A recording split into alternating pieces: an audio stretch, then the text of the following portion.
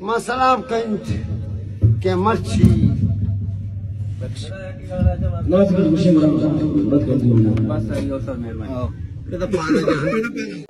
आसमी साहब में नटवारा ते गुलकारिया ते नाजानी ते उस्तादी है कि तो पैदा बेइज्जत को तो मैं मेरे से एक को तो माँ सांग गालू काला बालू आसमी जा तो अल्लाह बाउट है गुलकार मनी अल्लाह बाउट है मनी बलोच को अल्लाह बाउट है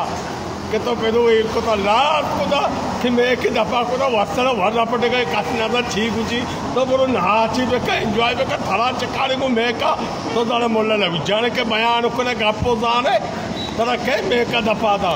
तुम्हारा 4-4 5-5 मैं एक दफा में गप्पो करा चले ना अन्वेषण जार रेसी बलोच को में आपने मना दाते जो उसके पैसे दिए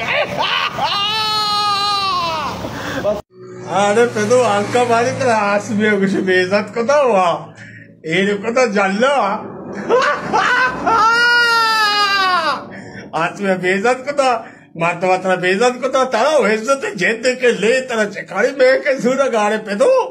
तो साले लग जाने क्या जगती इज्जत इतना वखना मैंने जिंदा बेचार मेरे जाता बेचार मेरे रंग को दानगा बेचार ओसनो जमाला बेचार मेरे बलोच कोमा बेचार मैं मेहनतवार में शौक में बात होती बलोचा नहीं सरे